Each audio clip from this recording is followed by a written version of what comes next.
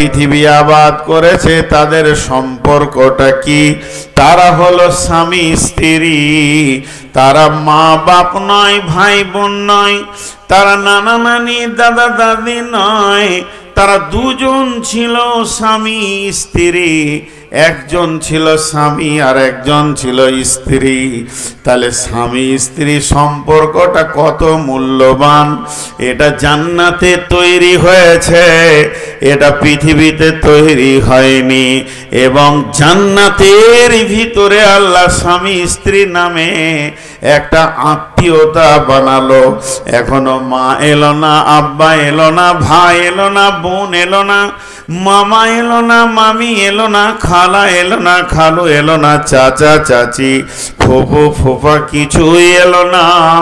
স্বামী স্ত্রীকে দিয়ে আল্লাহ পৃথিবীটা আবাদ করেছে। আজও পৃথিবীতে আবাদ চলছে, ফসল তৈরি হচ্ছে স্বামী স্ত্রী দিয়ে। বিধায় স্বামী স্ত্রী আত্মীয়তাটা আল্লাহ নিজে বানিয়েছেন, একে অপরের ভিতরে অগাধ প্রেম দিয়েছেন। যে আমার আল্লাহ সূরা নাবার ভিতরে বলেন, ওয়া খালাকনাকুম আজওয়াজা, আমি তোমাদেরকে জোড়া জোড়া সৃষ্টি করেছি। একটা মেল একটা ফিমেল, একটা স্বামী একটা স্ত্রী, একটা মহিলা একটা পুরুষ, একটা মার্দ আর একটা আওরাত। আর এই দুটি জিনিস এত সুন্দর জিনিস যে সারা পৃথিবীকে আবাদ করেছি। বিসমিল্লাহির রহমানির রহিম। يوم يفر المرء من أخيه وأمه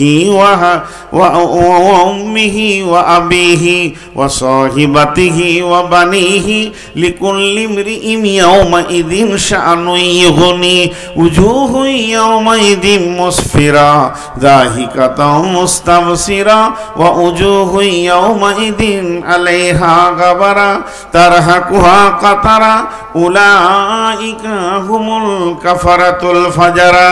একটা হলো কবর, একটা হলো হাসর, একটা হলো পুলসিরাত, একটা হলো জাহান্নাম, আর একটা হলো জান্নাত।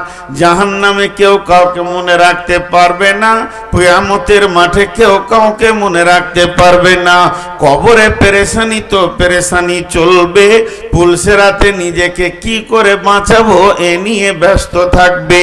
শুধু চিন্তা থাকবে, শান্তিতে থাকবে, চয়নে থাকবে, ভালোবাসা থাকবে, গল্প করবে, আনন্দ থাকবে, টেনশন থাকবে না, হায় হায় করবে না, নাফসি নাফসি করবে না। একটা জায়গা, ওই জায়গাটার নামই হচ্ছে জান্নাত। জান্নাতে টেনশন নাই, জান্নাতে পেরেশানি নাই, জান্নাতে কোনো হা হুতাশ নাই। মানুষ যেন আনন্দের জগতে সময় কাটাবে। তো জেনেলেন ওই জায়গাতে গিয়ে মা আলাদা জান্নাতে থাকবে, আর ভাই আলাদা জান্নাতে থাকবে, মামা আলাদা, খালা আলাদা জান্নাতে থাকবে, চাচা ফুফি আলাদা জান্নাতে থাকবে। আমার যত আত্মীয় সবাই আলাদা আলাদা জান্নাতে থাকবে, আমি আলাদা জান্নাতে থাকব। আমার বেটি আমার রক্তে জন্ম, তার জান্নাত আলাদা হয়ে যাবে। আমি যার রক্তে জন্ম নিয়েছি, আমার মা বাপ, তাদের জান্নাত আলাদা হয়ে যাবে। এত শান্তির জগতে সকলের জান্নাত আলাদা হবে। কিন্তু স্বামী স্ত্রী এটা এমন একটা আত্মীয়তা, এমন একটি ভালোবাসা, এমন একটি সম্পর্ক, জান্নাতে একই খাটে দুইজন থাকবে। আমার আল্লাহকে এটা কত ভালো লেগেছে। আমার রব এই আত্মীয়তাটা জান্নাতে বানিয়েছেন, এবং জান্নাতে গিয়েও ধ্বংস হবে না। প্রত্যেক স্বামী স্ত্রী দুজনেই যদি জান্নাতি হয়, তাদেরকে আমার রব একই খাটে শোয়াবে।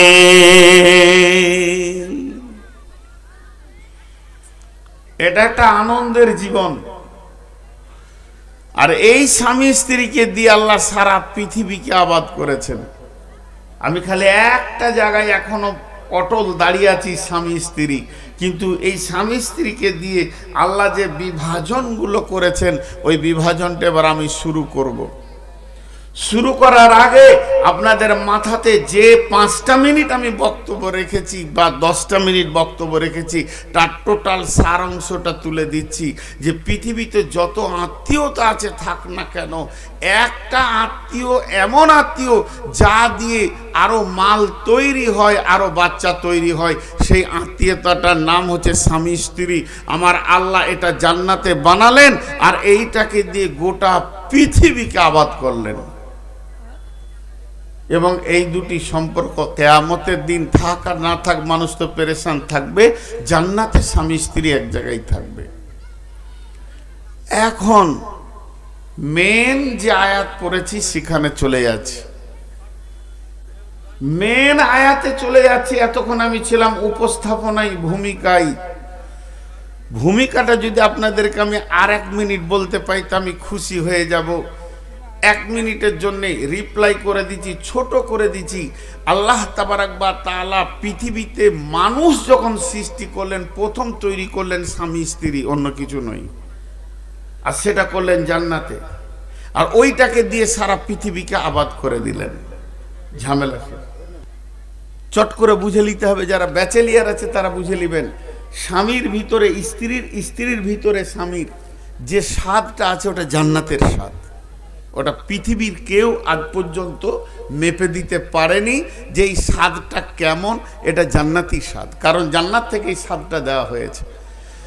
একজন আর একজনের কাছে পাগলা হয়ে থাকে, এর সাইকোলজিস্ট এবং এর যদি কি বলে দর্শন তথ্য বলতে শুরু করি তো এক আজীব জগৎ চলে যাবে যে স্বামী স্ত্রী কি জিনিস। এটা শেষ দিকে সময় থাকলে বলবো ইনশাআল্লাহ। এখন চলেন, স্বামী স্ত্রী গ্রুপে দুটো ভাগ আছে। ফরজ নামাজ এইভাবে বেঁধে রুকুতে গেছে, স্বামী জড়িয়ে ধরে নিয়ে শুয়ে গেছে, নামাজ কি পড়বি এখন?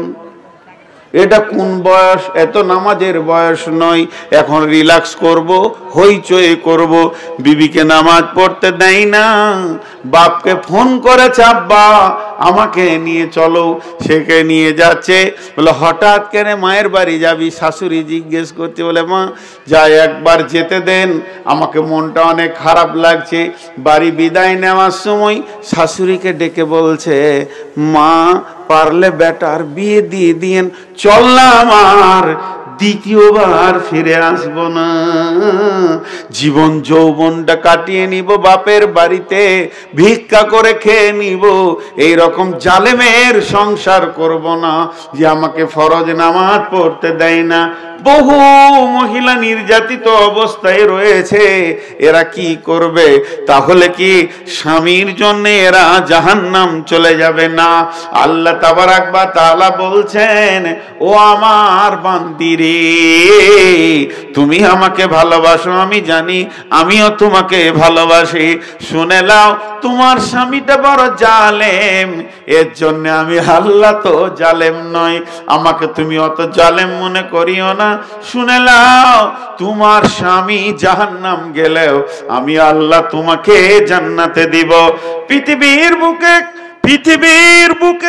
পৃথিবী যত দিন হয়েছে, পৃথিবীর বুকে সব থেকে বড় জালেমের নাম হচ্ছে ফেরাউন। ফেরাউনের মতো জালেম কেউ নাই। কোরআন যাকে মানে জালেম ঘোষণা করেছে, মুদির থেকে লাখো গুণে বেশি ফেরাউন বড় জালেম। সেই ফেরাউনের বিবি আসিয়া চিরদিন জান্নাতে থাকবে। আমার আল্লাহ বলছেন, কে আসিয়া জান্নাতের ভিতরে থাকবে? ফেরাউনের বিবি আসিয়া জীবনে ফেরাউনের বদ আচরণকে মেনে নিতে পারেনি, বেঈমানের বেঈমানি মেনে নিতে পারেনি। ফেরাউন যখন এলান করে দিল, আনা রব্বুকুমুল আ'লা, আমি তোমাদের বড় আল্লাহ। মিশরবাসীরে, তোমরা আমাকে আল্লাহ বলো, আমাকে সাজদা করো। এই জালেম যখন এই সন্দোলন শুরু করে দিল, সবাই তাকে আল্লাহ বলতে লাগলো। লাগলো যারা বড় ঈমানদার তারা কোনোদিন তাকে আল্লাহ বলেনি। এর ভিতরে বলেনি নিজের বিবি আসিয়া। আসিয়াকে ফেরাউন বলছে কি গে তোর বিষয়টা কি আমাকে আল্লাহ বলবি? ওটা পারবো না। তুমি স্বামী হিসেবে যত যা বলবে সব মেনে নিব, আর একটা স্ত্রীর যা করার আছে সব আমি করতে রাজি আছি তোমাকে স্বামী হিসেবে, কিন্তু আল্লাহ বলবো না। ফেরাউনের কলিজাটা জ্বলে গেল, কিরে আমার ঘরে বাস করে আমার বিরুদ্ধে, দেশওয়ালা বলছে আল্লাহ, এলাকার লোক বলছে আল্লাহ, গাঁওয়ালা বলছে আল্লাহ, টোলাওয়ালা বলছে আল্লাহ আমাকে সাজদা করছে, আর আমার বউটাই আমার বিরুদ্ধে। খেপে গেল ওর মাথা। না না, তোর বিষয়টা আমাকে আরো ভাবতে হবে। জুলুম, অত্যাচার, শারীরিক মানসিক এমন মার দিয়েছে, পিঠগুলো ঘা করে দিয়েছে, কিন্তু শেষকালে বলছে এবার কি বলছিস? আল্লাহ বলবো না, আমি মরে যাব, আল্লাহ বলবো না, আমার আল্লাহ এক, ওয়াহদাহু লা শারীক। ফেরাউনের জান আরো জ্বলে গেল। ফেরাউন করলো কি? বার কর ওকে বাড়ি থেকে, বার কর, ওর শেষ দেখবো আমি, আজকে ছাড়বো না। মেরে পিটে ঘা করে, আমরা যা পড়েছি শিক্ষকদের কাছে, 4 হাত পায়ে ওকে খোঁটা দিয়ে বেঁধে দিয়ে শুইয়ে দিল। মাটিতে লয়, পাথরে লয়, বালুতে লয়, কাঁচে, ভাঙা কাঁচে শুয়েছে। বলছে এবার কি বলছিস? আল্লাহ বলবো না, মরে যাব, আমি আল্লাহ বলবো না। ফেরাউন সৈন্যদেরকে বলছে একটা পাথর নিয়ে আয়। বিরাট বড় পাথর, একটা পাথর মানুষকে ছেড়ে দিলে যেন একদম মাটির সঙ্গে মিশে যায় ওরকম পাথর লিয়াই। পাথর লিয়ার বুকের উপরে ধরে আছে কয়েকটা সৈন্য। ফেরাউন বলছে এবার কি বলছিস? আল্লাহ বলবো না, তোকে শেষ চান্স দিচ্ছি, এইটাই শেষ চান্স, আর নাই। কোন কোন মুফাসসিরের মত আবার কেমন জানেন? ওর আসিয়ার মা বাপকে ডেকেছে, তোদের বেটিকে বুঝা, বুঝা। কি বলছে? মানাইতে পারলো না, মা বাপ ভাই বোন মানাতে পারলো না, তো বলে দিল আমরা আর বেটি গোছবো না, বাড়িতে উঠতে দিব না, তুমি যা পারবে করে লাও। বাপের কুলটা শেষ, আর শ্বশুর কুলে তো পিটানি চলছে। মেয়েদের 2টা কুল, এ কুল আর ও কুল, বাপের কুল আর শ্বশুর কুল, 2 কুল শেষ। যখন ফেরাউন বলে দিল আসিয়া রে এটাই তোর শেষ, তখন আসিয়ার মুখ দেখি বের হয়েছে দেশবাসী, গাঁবাসী, এলাকাবাসী, যাদবপুরবাসী হাত দুটা ধরে বলছি, মেয়েটা আল্লাহর কাছে কত কবুলিয়াত ছিল, ওর জবানের কথাটা আল্লাহ কোরআনে তুলে দিয়েছে। এটা আল্লাহ বলছেন, আসিয়া বলেছিল, কি বলেছিল? রব্বি বিনিলি ইনদাকা বাইতান ফিল জান্নাতি ওয়া নাজ্জিনি মিন ফিরাউনা ওয়া আমালিহি ওয়া নাজ্জিনি মিনাল কওমিদ যালিমিন। এটা আসিয়া বলল। আর ফেরাউন যখনই পাথর ছেড়ে দিল, সঙ্গে সঙ্গে মাটিতে মিশে গেল, নরম দেহ পৃথিবী ছেড়ে দিয়ে জান্নাতে চলে গেল। তিনি কি বলেছিলেন? মেয়েটি কি বলেছিলেন? মেয়েটা কত দামি কথা বলেছিলেন, আল্লাহ কোরআনে তুলে দিয়েছেন। তিনি বলেছিলেন রব্বি বিনিলি ইনদাকা বাইতান ফিল জান্নাতি, হে আমার রব তোমার জান্নাতে আমার ঘরটা বানিয়ে দাও। আমার 2টা কুল শেষ হয়ে গেছে, বাপের কুলের দরজা বন্ধ, শ্বশুর কুলের দরজা বন্ধ, অত্যাচারে নিপীড়িততে রয়েছি, তবে তোমার ঘরের দরজাটা একবার খুলে দাও। কেউ কেউ মুফাসসিররা বলেন আল্লাহ তার কুদরতি ক্ষমতাতে আসমান থেকে আসিয়াকে জান্নাতের দরজা খুলে দেখিয়েছিলেন, আর বলেছিলেন আসিয়া রে বাপের দরজা বন্ধ হলো তো কি টেনশন করবি, শ্বশুর কুলটা গেল তো কি টেনশন করবি, আমি রবের দরজা তোর জন্যে খোলা আছে। এই কথাটা আসিয়া বলেছিলেন, রব্বি বিনিলিন দেখা বাইতান ফিল জান্নাতি, হে আমার রব আমার জন্য তোমার জান্নাতে একটি ঘর বানাও, ওয়ানাজ্জিনি মিন ফিরাউনা, আমাকে ফিরাউন থেকে নাজাত দিয়ে দাও, ও আমালিহি, ওর বদ চরিত্র থেকে, আমল থেকে, বদ কাজ থেকে আমাকে বাঁচাও, ওয়ানাজ্জিনি মি ও আমালিহি ওয়ানাজ্জিনি মিনাল কওমিজ যালিমিন। আমি জালেম বংশে বউ হয়ে গেছিলাম, এই জালেম কম থেকে তুমি আল্লাহ আমাকে নাজাত দাও। আমার আল্লাহ আসিয়াকে চিরদিনের জন্যে জান্নাতের মেহমান বানিয়ে নিলেন।